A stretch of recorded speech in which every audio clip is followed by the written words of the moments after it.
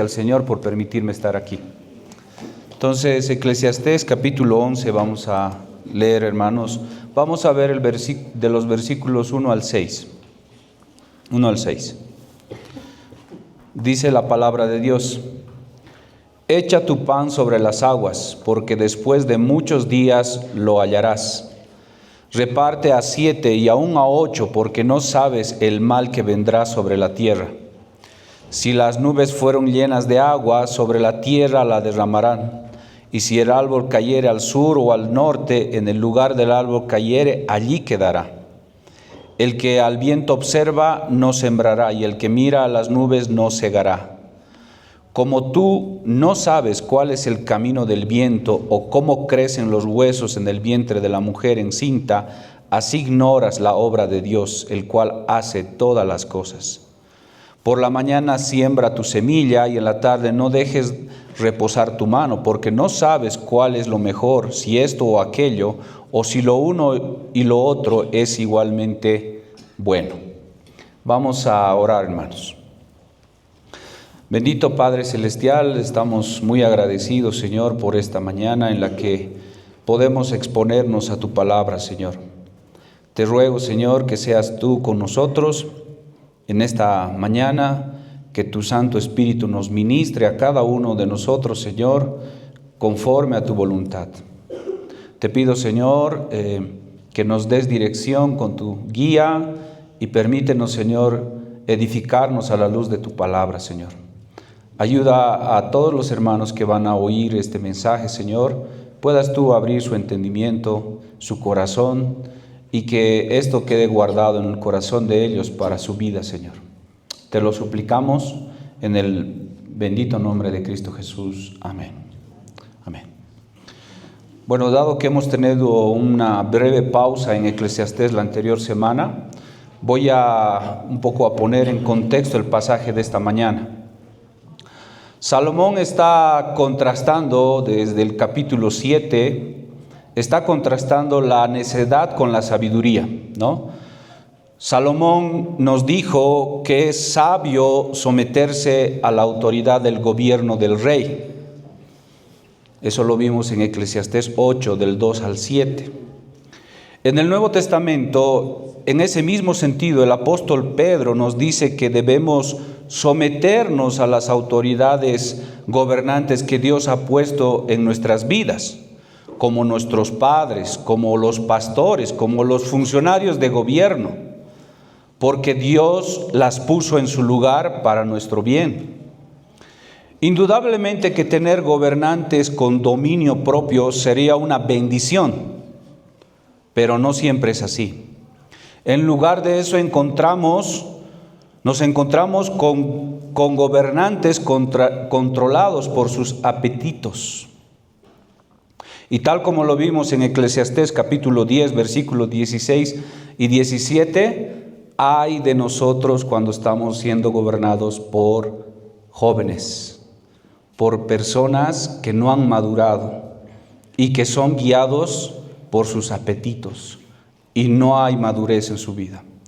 Ay de nosotros cuando eso suceda. Salomón nos advierte también de controlar nuestras lenguas.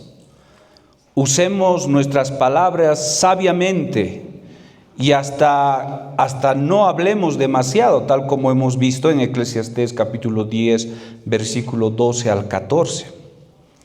En Proverbios encontramos las mismas recomendaciones, donde en Proverbios dice, hay pecado en las muchas palabras.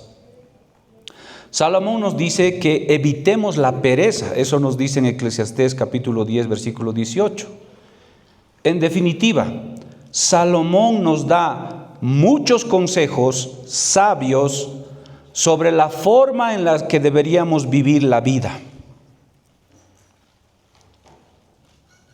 Aunque en primera instancia se esté refiriendo a los jóvenes principalmente, por causa del pecado, muchas veces los cristianos, incluso maduros, solemos caer en estas mismas cosas de las cuales Salomón nos está advirtiendo. Así que es oportuno para todos nosotros recordar los consejos sabios de Salomón. Uno de los sabios consejos que nos da Salomón es que sería bueno, y sería bueno realmente, hermanos, que lo anotemos, porque esto nos ha dicho él. Por ejemplo, nos ha dicho que nos rodeemos de personas que siempre nos dicen, que no nos rodeemos de personas que siempre nos dicen no, nos dicen sí a todo. Así nunca seremos exhortados cuando lo necesitemos verdaderamente, o cuando nos estemos equivocando en nuestras decisiones. Y eso nos llevará a tomar decisiones perjudiciales. Necesitamos personas que tengan el coraje de decirnos la verdad, incluso cuando duela escucharlo. Pero no confundas esto, a lo que acabo de decir. No es como algunos dicen, ¿no? A mí no me gustan las hipocresías. Yo no soy hipócrita. Yo voy diciendo las cosas de cara, de frente a frente, ¿no? No estoy diciendo eso. Para esto siempre tenemos que considerar todo el consejo de la palabra de Dios. Y en Gálatas 6:1, el apóstol Pablo nos dice esto: hermanos, si alguno fuere sorprendido en alguna falta, vosotros que sois espirituales, restaurarle con espíritu de mansedumbre, considerándote a ti mismo, no sea que tú también seas tentado. El consejo de Dios no es que digas, es que yo soy así, soy franco y digo directo las cosas, cara a cara, y no soy hipócrita y digo las cosas. No se trata de eso. Se trata que te consideres a ti mismo, porque tú también puedes caer en ese mismo pecado, no estás exento de caer en ese pecado. Y con espíritu de mansedumbre corrijas a tu hermano en la fe. Esa es la idea. Por eso necesitamos, como les decía, todo el consejo de la palabra de Dios, porque cuando agarramos una parte solamente y fuera de su contexto, empezamos a justificar nuestro mal carácter.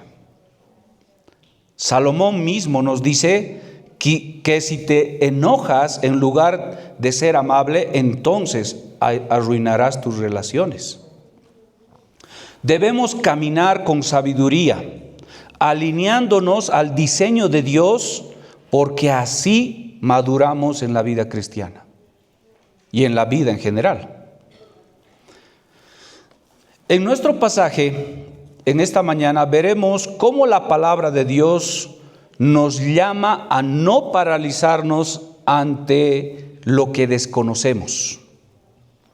De hecho, el título de la prédica de hoy es: no te paralices ante lo que desconoces. Tenemos que arriesgarnos muchas veces. ¿Hasta qué punto podemos hacer esto o aquello? Es decir, ¿hasta qué punto podemos arriesgarnos en hacer algo sin tener la certeza de lo que vamos a hacer va a tener un resultado? ¿Hasta qué punto un creyente puede hacer eso? Es decir, y eso es lo que vamos a responder hoy día en este pasaje. Si no hay ninguna garantía de que dé resultado, ¿hasta dónde yo puedo arriesgarme a hacer algo? Entonces tiene mucho que decirnos este pasaje a esta pregunta, y por eso vamos a ver en primer lugar en los versículos 1 al 3 la exhortación a arriesgarse ante lo desconocido. La exhortación a arriesgarse ante lo desconocido, versículos 1 al 3. Doy lectura a versículo 1 y 3. Echa tu pan sobre las aguas, porque después de muchos días lo hallarás. Reparte a 7 y aún a 8, porque no sabes el mal que vendrá sobre la tierra. Si las nubes fueren llenas de agua, sobre la tierra la derramarán. Y si el árbol cayere al sur o al norte, en el lugar que el árbol cayere, allí quedará. Es interesante, hermanos, cuando vemos todo el pasaje que hemos leído, que se repite 3 veces la frase no sabes y una vez la palabra ignoras. En total, 4 veces nos está diciendo este pasaje de los 6 versículos que hemos leído al principio. En 4 oportunidades nos está diciendo que no sabemos, que ignoramos. Obviamente esto está marcando el límite de nuestro conocimiento como seres humanos. Un hermano en la conferencia sobre la familia decía: el vientre de una madre no es territorio humano, es taller divino, es el lugar donde Dios hace un milagro. Ciertamente, porque no sabemos cómo se origina la vida. Aún con el avance de la ciencia, aún con todos los descubrimientos, incluso que tú puedes ver todas las facetas del feto en el vientre de una madre, desconocemos a ciencia cierta cómo se origina la vida en el vientre de una madre. Como nuestra observación es limitada, no podemos averiguarlo todo.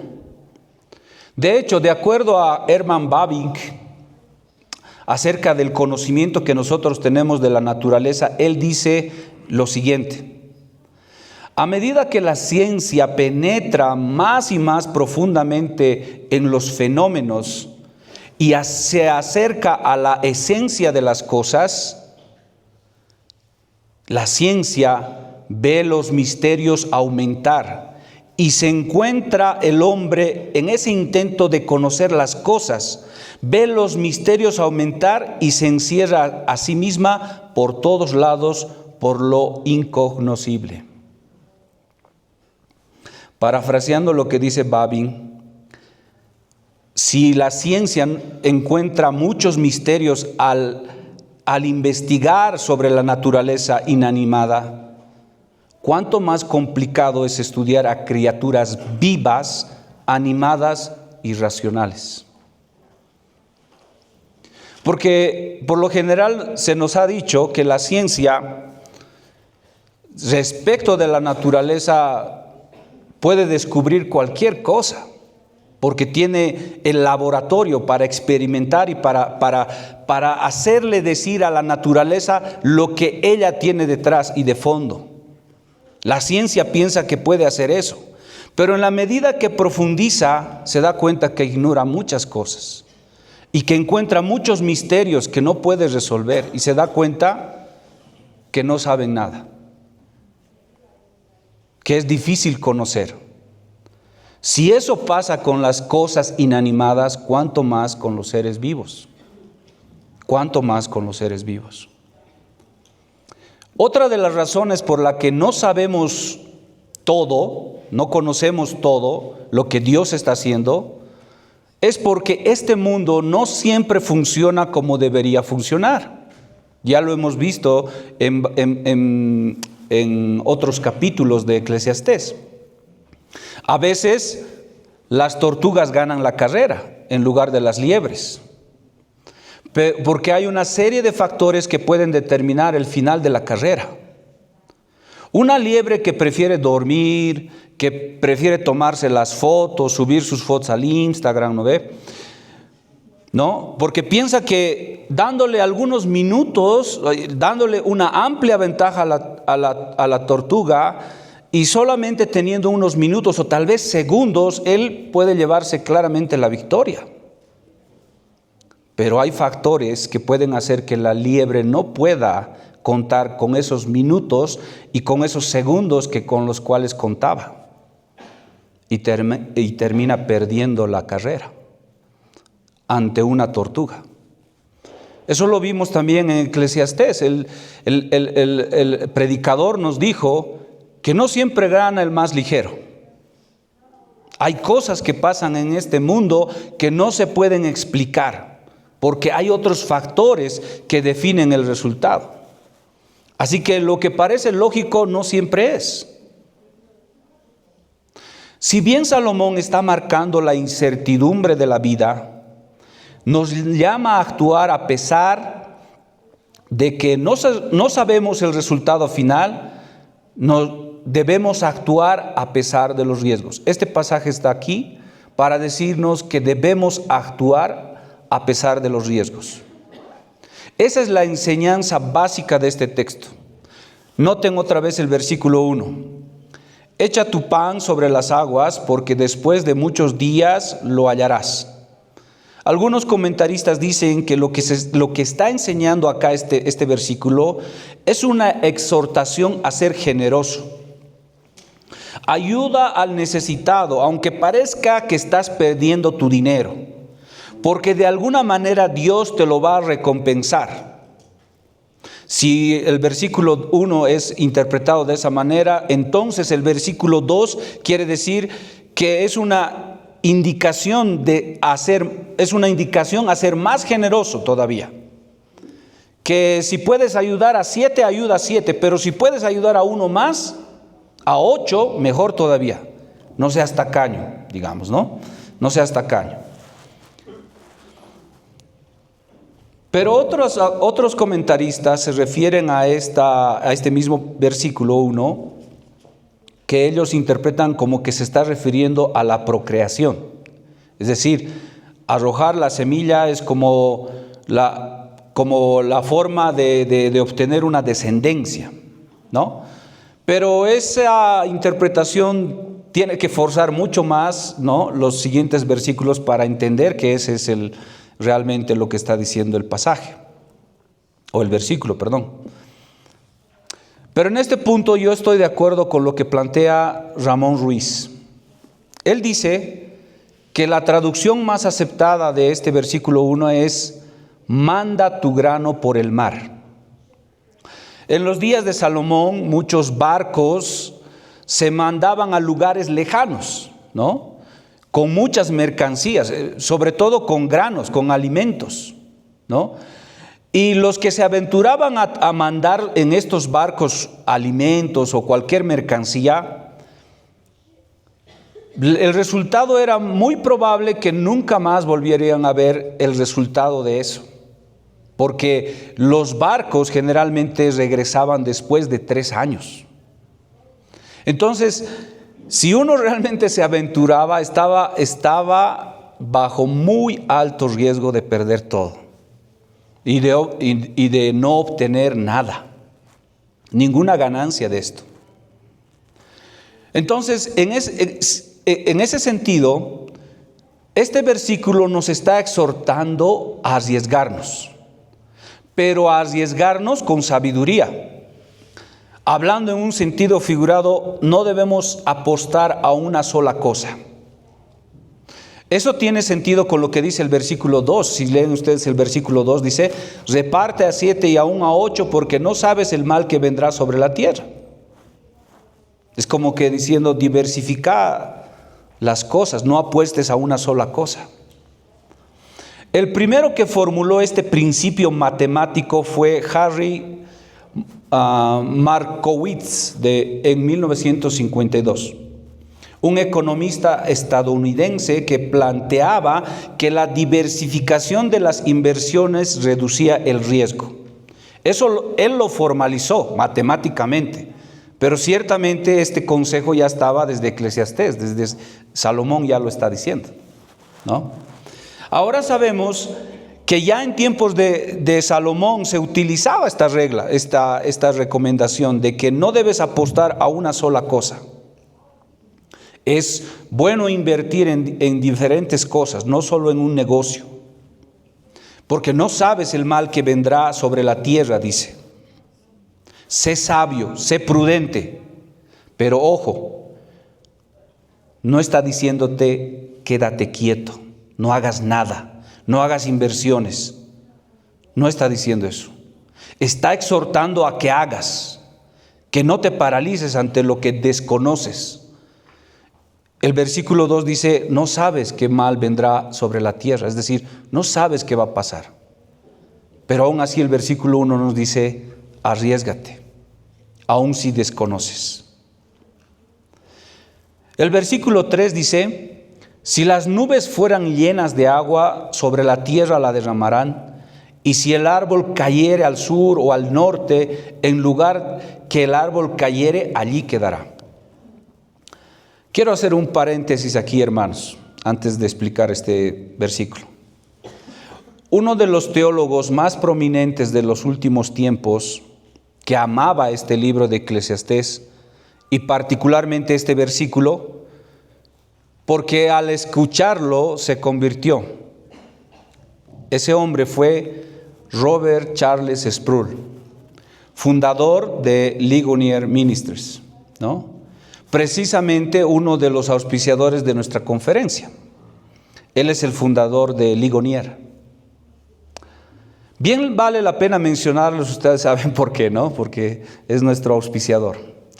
Cuando escucho este versículo, dice él, Sproul está hablando acerca de este versículo. Cuando escuché este versículo, dice él, soy quizá la única persona en la historia de la iglesia que se convirtió a Cristo por este versículo.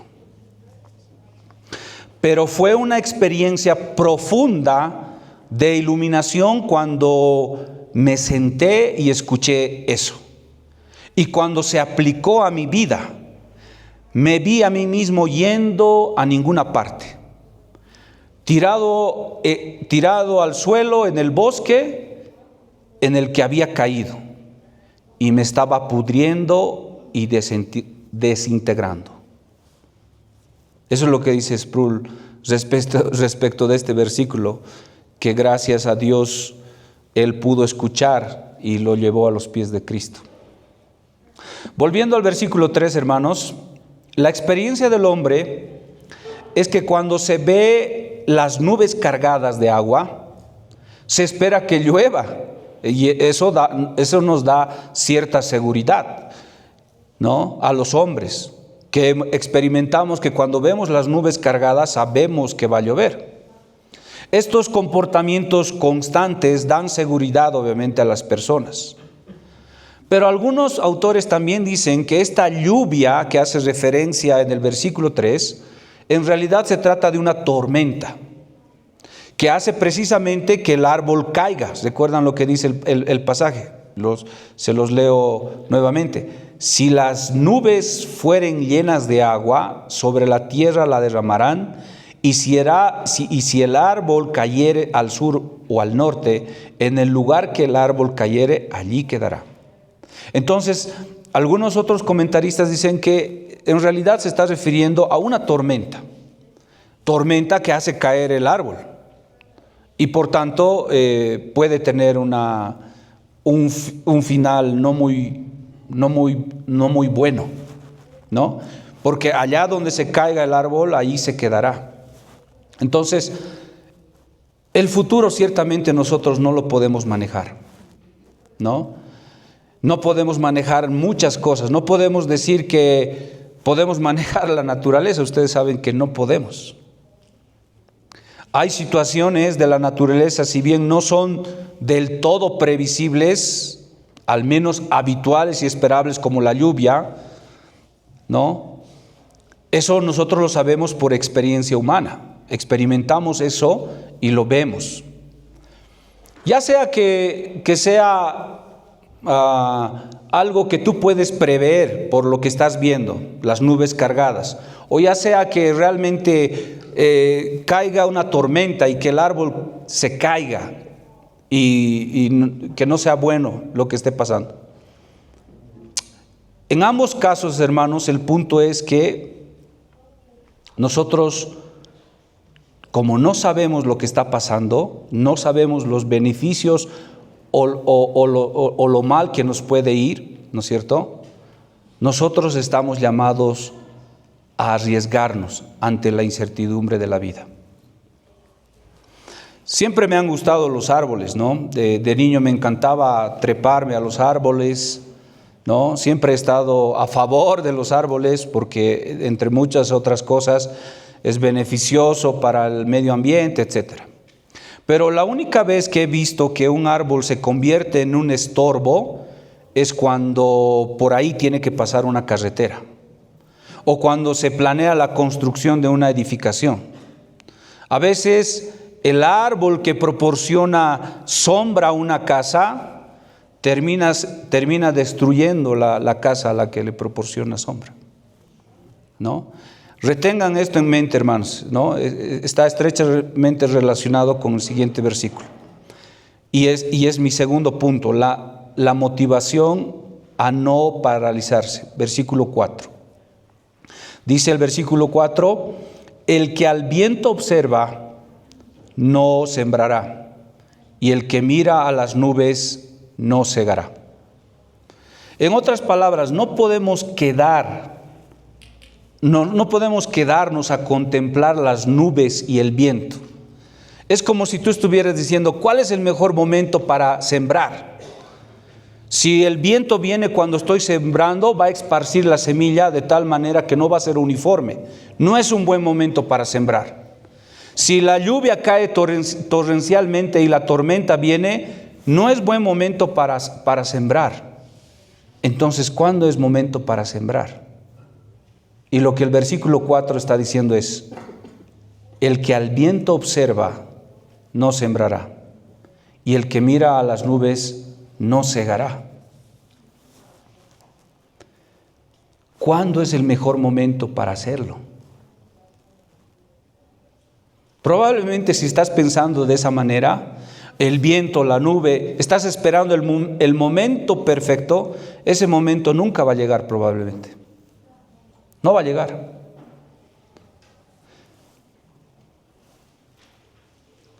La prudencia, hermanos, no se debe confundir con miedo.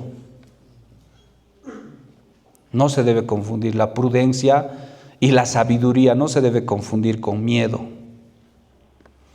El miedo nos paraliza, no nos deja hacer, ¿no? Cuando todo el tiempo estás pensando en la perfección, ¿no? Quiero que me salga la pintura más perfecta. Quiero escoger los colores más perfectos. Si alguien va a trabajar en la pintura de mi casa, tiene que ser alguien que sabe. ¿Y sabes qué? Pasan los años y nunca pintas tu casa. Nunca pintas tu casa. Porque siempre estás buscando la perfección y no lo encuentras. Encuentras al pintor muy caro. Encuentras a un pintor más barato, no tiene tiempo. Entonces, nunca encuentras. Antes de terminar el colegio, mi profesor de matemáticas, que a propósito era cristiano, me animó a presentarme a becas para estudiar en el exterior. Encontré una beca que cubría todos los estudios de licenciatura en Suecia. Entonces me preparé para dar los exámenes, ¿no? Y fue un tiempo muy arduo para mí porque me metí de lleno a eso. Y cuando dimos los exámenes quedé dentro de los 5 primeros.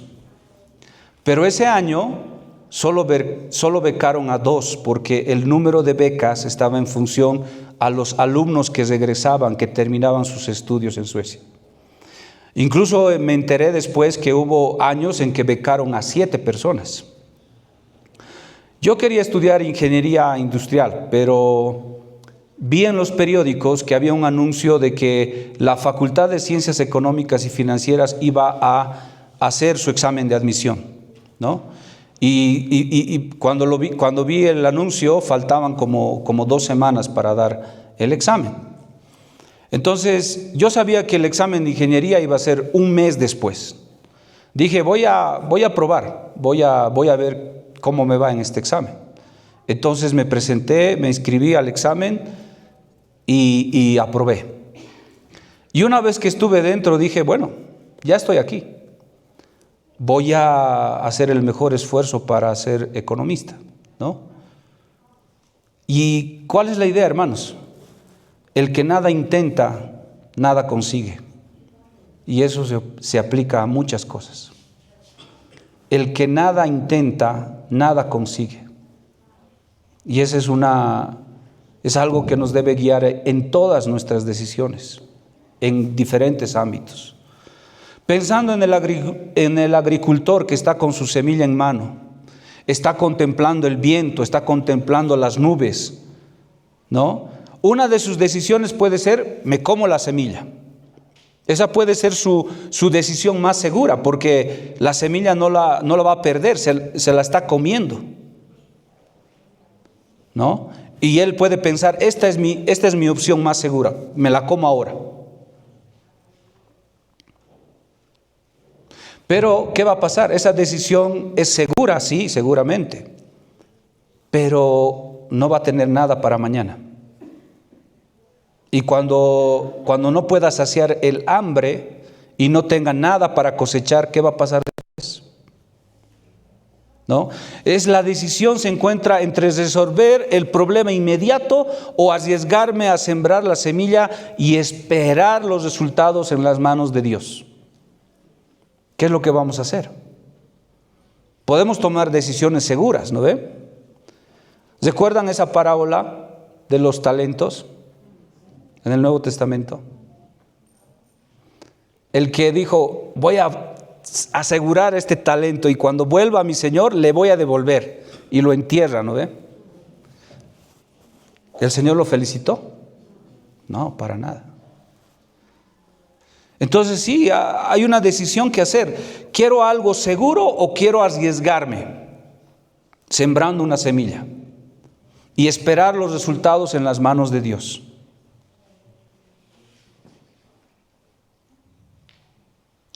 Ya hemos dicho muchas veces, hermanos, que el mañana es impredecible.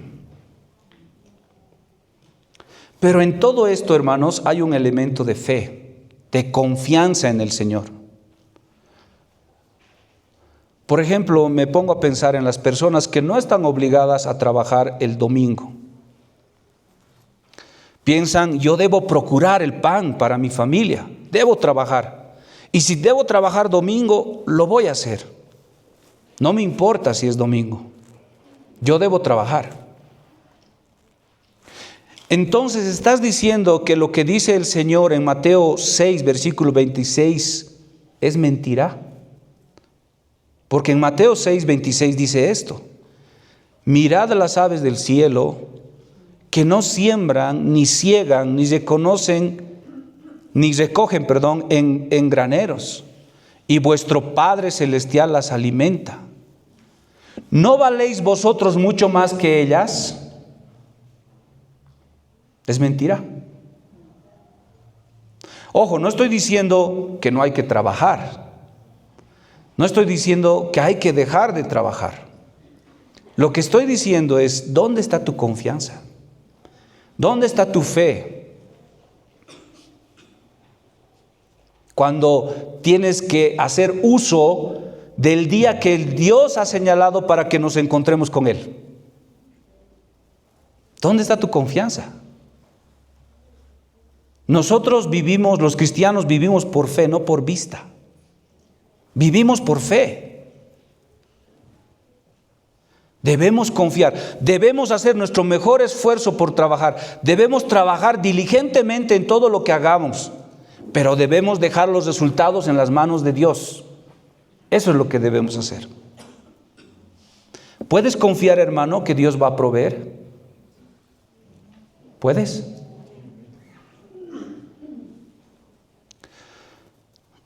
Y este pasaje se aplica a muchas cosas. Por ejemplo, cuando alguien decide emprender un negocio, la persona no sabe si le va a ir bien o le va a ir mal. Si va a resultar el negocio o tendrá que cesar en unos meses después. Nosotros fuimos testigos, aquí al frente nada más, se puso un restaurante con un letrero hermoso, buen lugar, todo, pero todas las veces que pasábamos por ese lugar siempre estaba vacío. Probablemente los precios eran altos, pero no entendíamos por qué, porque se encuentra en plena avenida, todos ven el restaurante, pero por alguna razón siempre se veía vacío. ¿Y qué pasó? Terminó cerrando. Claro, ese es el riesgo. Nadie te garantiza que va a haber éxito, pero vas a dejar de hacer. ¿Te vas a paralizar de miedo y no vas a emprender? ¿No vas a trabajar? ¿No vas a estudiar?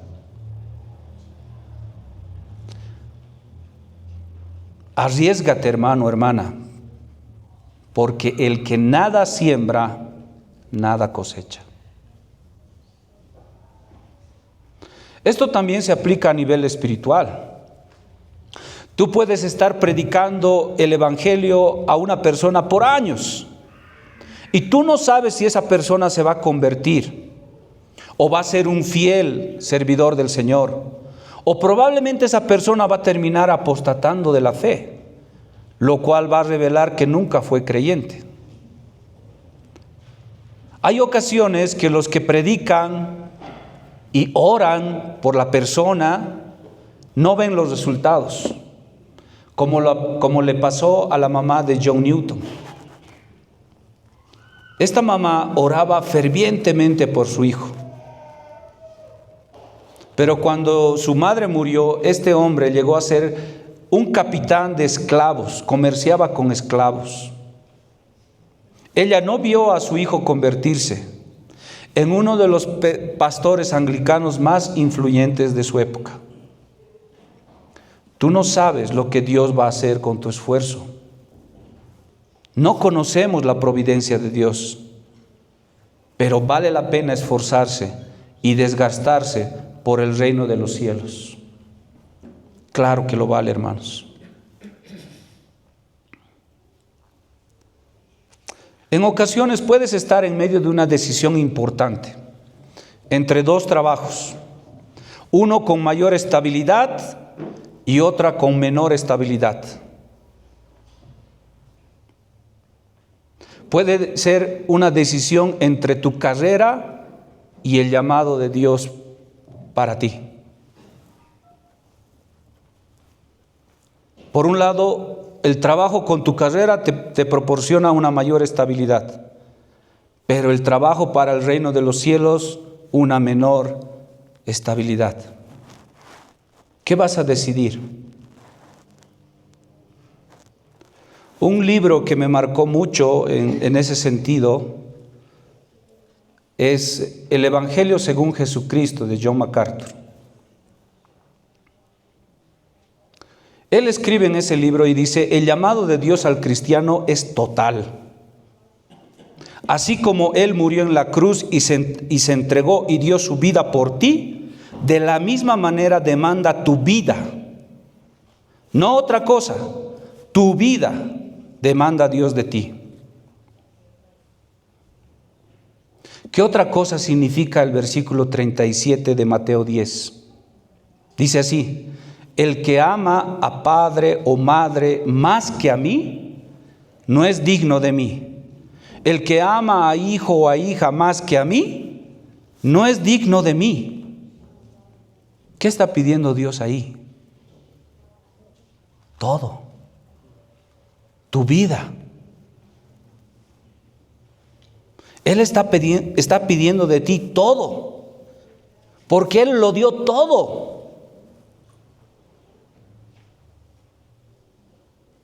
Si no está pidiendo tu vida en este versículo, ¿qué es lo que está demandando? ¿Qué es lo que está demandando el Señor en ese versículo?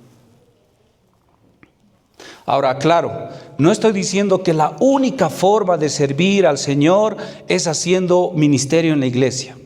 No. Uno puede servir de igual manera en el trabajo donde Dios lo pone. Glorificando a Dios, predicando el Evangelio, reflejando el carácter de Cristo y viviendo la vida cristiana ante otros. Eso también lo puedes hacer en tu trabajo. No estoy diciendo que el ministerio es la única manera de servir a Dios. Pero si estuvieras en ese momento, si estuvieras en ese lugar, ¿qué responderías? El llamado de Dios es total.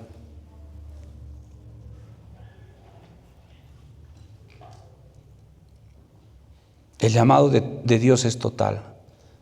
Y vale para el que va a servir en la iglesia, y vale para el que va a trabajar en una oficina, y vale para el que va a tener su negocio, y vale para cualquiera que se llame cristiano. Dios ha demandado tu vida total. Por eso Él ha dado su vida total.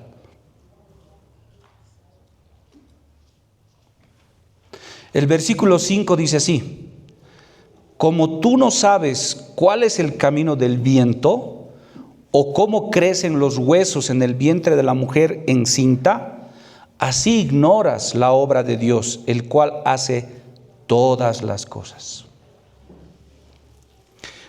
Ni con todos los adelantos tecnológicos que tenemos hasta ahora podemos determinar el curso del viento. Es como el Señor le dijo a Nicodemo, hablando del Espíritu Santo: no sabes de dónde viene, ni sabes a dónde va. En otras palabras, el viento es misterioso. No puedes precisar, no puedes saber, no puedes conocer. Si el viento es algo misterioso para nosotros, es 1000 veces más misterioso cómo inicia la vida en el vientre de una madre. Claro, hasta ahora podemos sacar la primera foto, ¿no? Mediante una ecografía. Puedes sacar la foto de tu hijo. Incluso puedes encontrar documentales de todo el desarrollo dentro del vientre de la madre. Pero sigue siendo un misterio cómo se forma la vida allá adentro. Y más aún, cómo se desarrolla la personalidad humana en ese ser.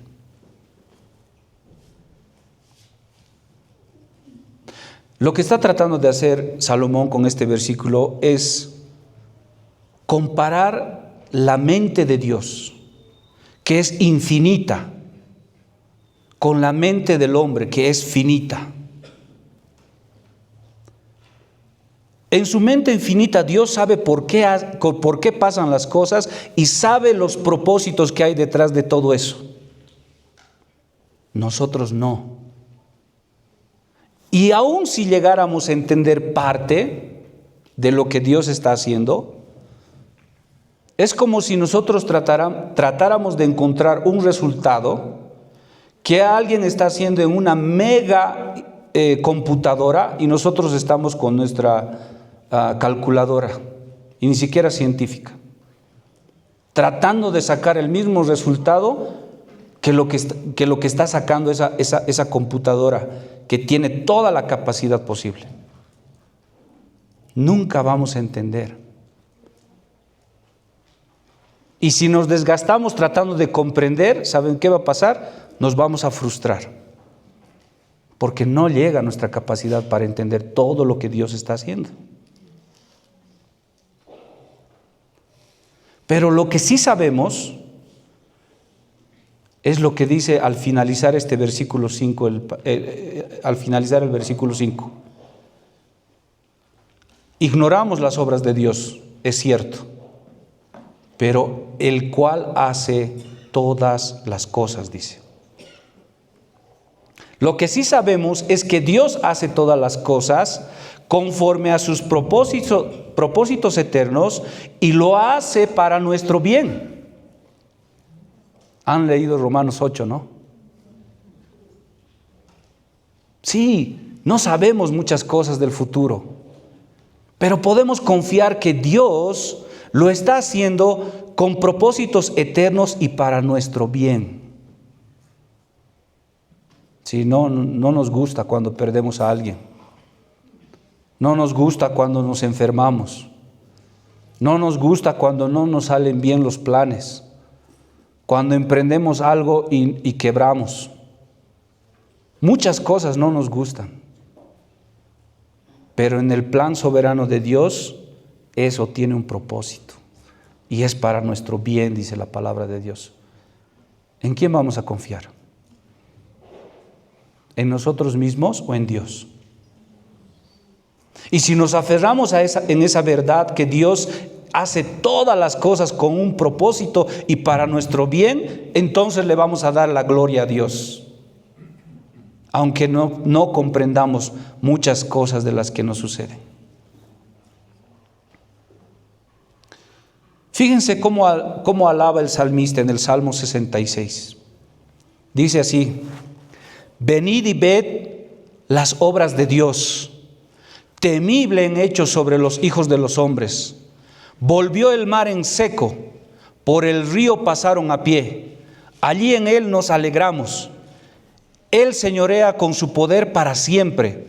Sus ojos atalayan sobre las naciones. Los rebeldes no serán enaltecidos. Pero así no empieza el Salmo. He leído el versículo 5 al 7. ¿Saben cómo empieza? Aclamad a Dios con alegría, toda la tierra.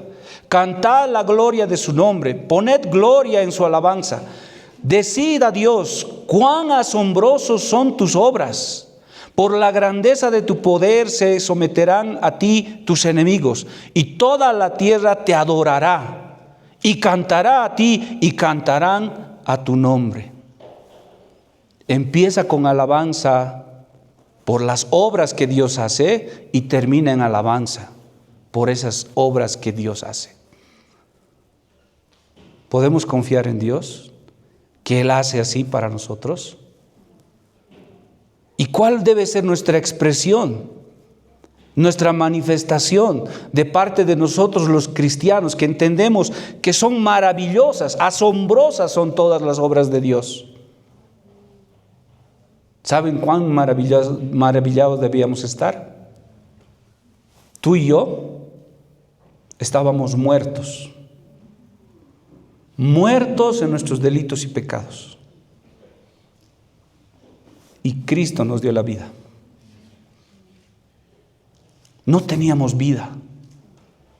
Estábamos muertos. ¿Tú puedes alabar por eso a Dios?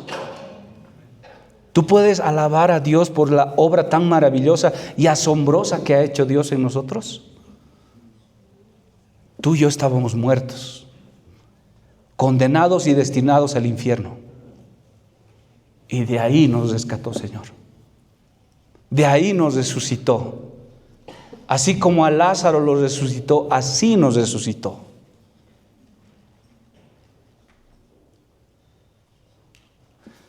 Vladimir, ven fuera y vive para mí.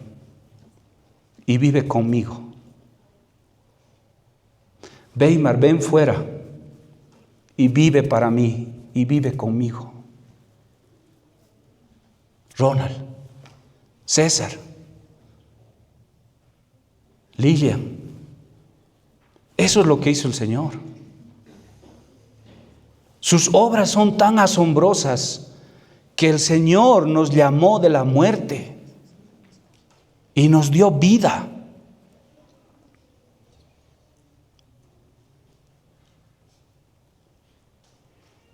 Entonces, sabiendo cómo es nuestro Dios, a pesar de que no sabemos lo que va a pasar en el futuro, a pesar que desconocemos lo que va a hacer mañana,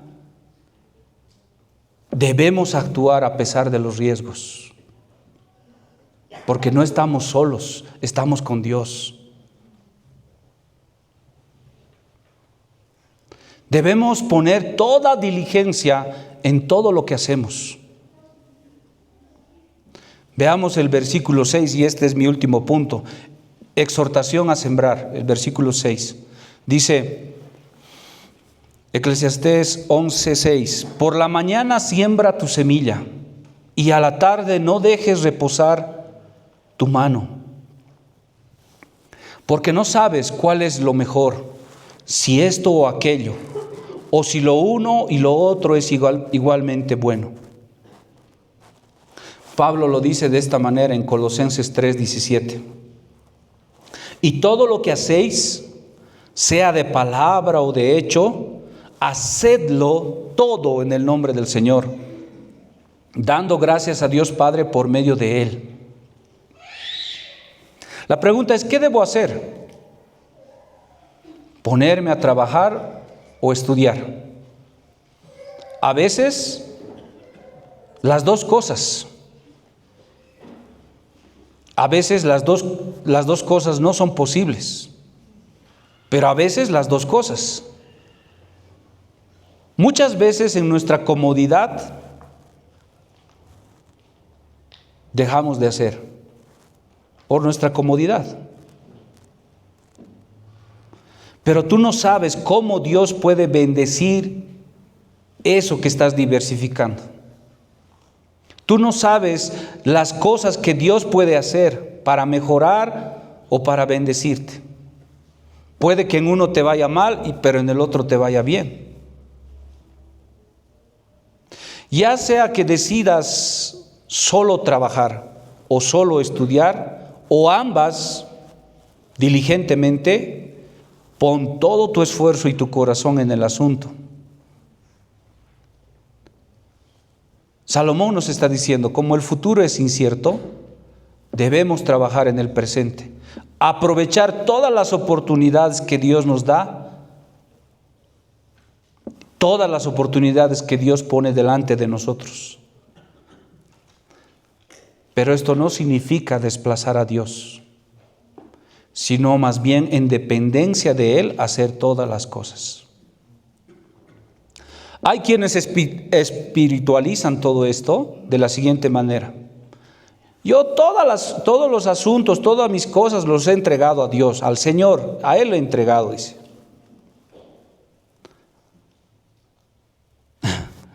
Pero están esperando el plato de comida que caiga del cielo como maná.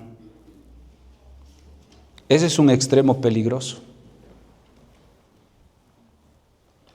Sí, yo todas las cosas lo he dejado a Dios. El Señor provee. Yo lo he dejado al Señor. Es una forma de espiritualizar lo que no quieres hacer. ¿Piensas que la comida va a llegar del cielo como maná caído del cielo? El Señor nos llama a ser diligentes en nuestro trabajo. El trabajo fue antes de la caída, hermanos. Y lo que vamos a hacer cuando estemos en la presencia de Dios y en el reino de Dios va a ser trabajar. Esa imagen del cielo con nosotros con alas y tocando arpa, saltando de nube en nube, eso no es verdad. Eso no es verdad. No, no es. Dice que somos coherederos del reino de todo lo que a Cristo le pertenece. ¿Qué le pertenece a Cristo? Todo el universo. Y eso vamos a administrar. No sé cómo va a ser eso, yo no me imagino cómo va a ser eso. Pero todo es del Señor y nosotros somos coherederos con el Señor.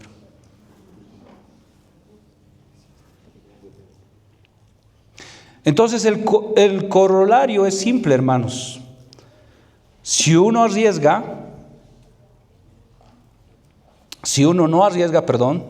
no obtendrá nada. La vida mediocre no va en sintonía con lo que enseña la palabra de Dios. No va en sintonía. Vamos a ver, hermanos, para finalizar algunas aplicaciones. En este mundo caído, nada absolutamente está libre de riesgo. En este mundo caído.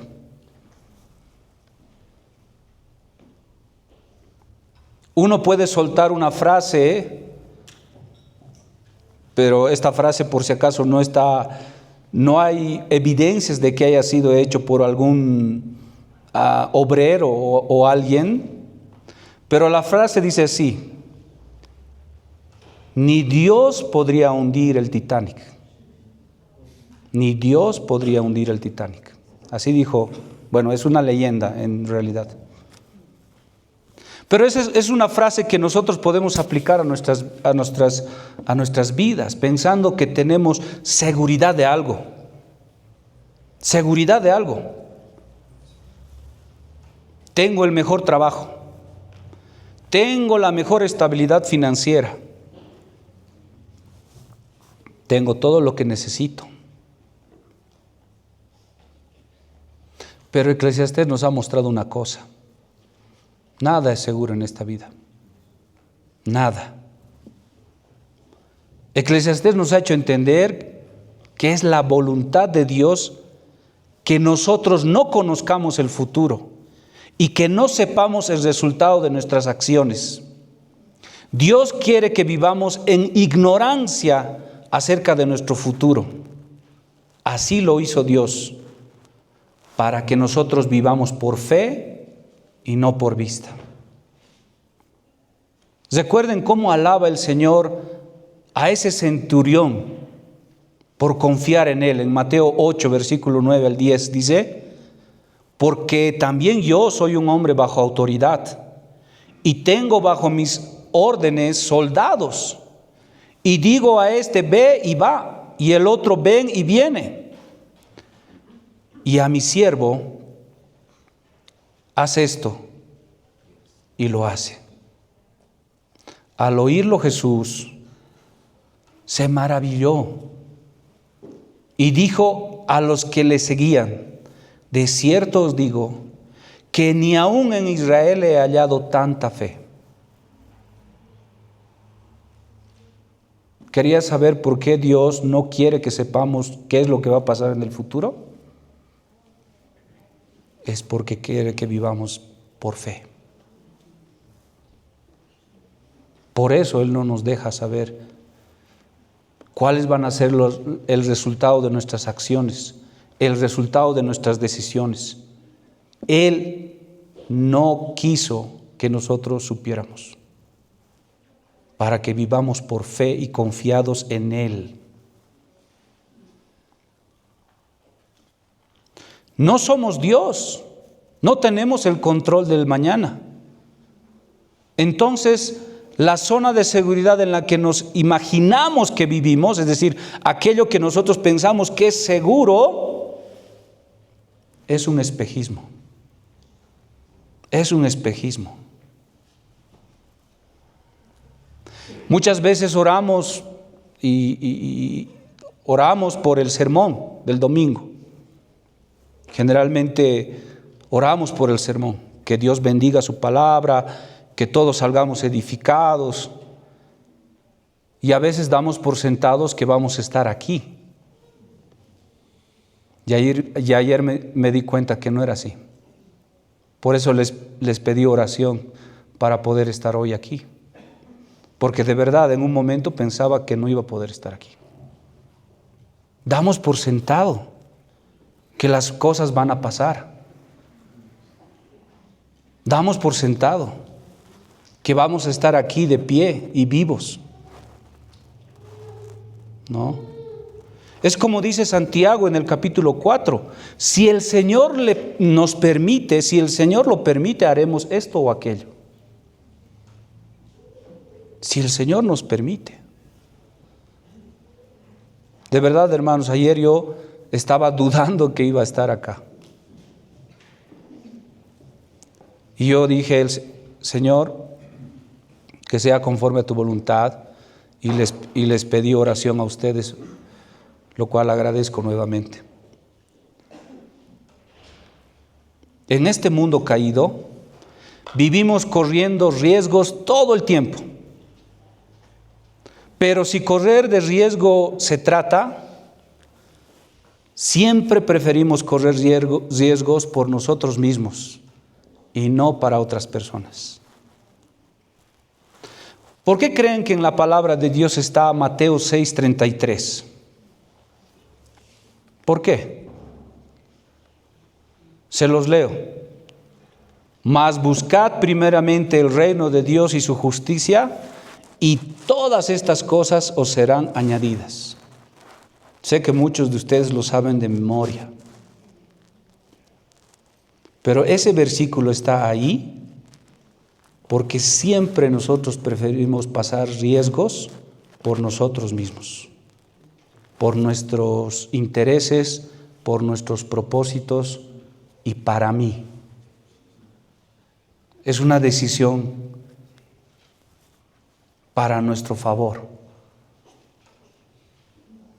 Pero Mateo 6:33 nos está diciendo que no busquemos nuestro propio interés primero, que no busquemos arriesgarnos, y este es el punto, hermanos, a lo que quiero llevarles. Podemos pasar riesgos por nosotros mismos, pero ¿podemos pasar riesgos por otros? Podemos, como dijo el Señor, no hay mayor amor que este, que uno ponga su vida por su amigo. No hay mayor amor. Lo dijo el Señor. No hay mayor amor que ese. Entonces, sí, podemos estar dispuestos a asumir riesgos porque a nosotros nos va a beneficiar. Nosotros vamos a obtener el resultado de arriesgarnos. Pero ¿quién se arriesga por otros? ¿Quién se arriesga por otros? Priorizando sus recursos, su tiempo y por alcanzar a otros, por bendecir a otros, por incluso si es probable que mueras en el intento. Como muchos misioneros, tenemos varios ejemplos. John Patton, Hudson Taylor, George Mueller, muchísimos ejemplos de hombres que decidieron poner en riesgo su propia vida por bendecir a otros. Ahora, sin duda, el ejemplo que más resaltas es el de los misioneros, porque los misioneros dejan su casa, van a culturas donde los pueden matar, donde evidentemente pierden muchas cosas, y la vida de Patton, por ejemplo, es tremendo, porque no solamente va a las Islas Híbridas a predicar a los caníbales, casi se lo comen los caníbales y pierde a su esposa y a su hijo. Y uno piensa, ¿qué puede pasar en la vida de un hombre para arriesgar su vida por otros así? Es entender lo que ha dicho el Evangelio, lo que dice el Evangelio. Tu vida total me pertenece, porque yo he dado mi vida por ti. Por eso, cuando entiendes eso, puedes arriesgar tu vida por otros, porque sabes que tu vida le pertenece a Dios, a Cristo.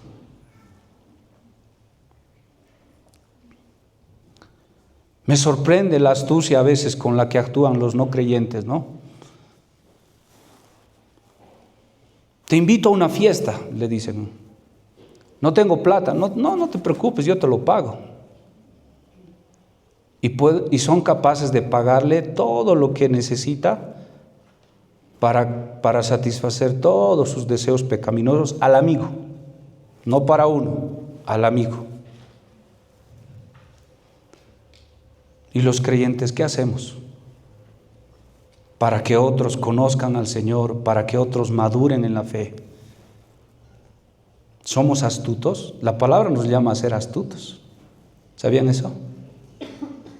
Somos igual de astutos como los no creyentes, que los ganan para sus placeres y para vivir vidas pecaminosas.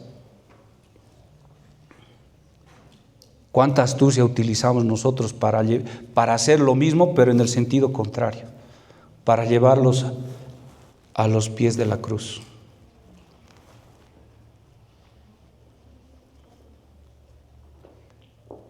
Los creyentes no logramos invertir ni tiempo ni recursos por otras personas, y a veces ni siquiera por nuestros propios hijos. Ni siquiera por nuestros propios hijos.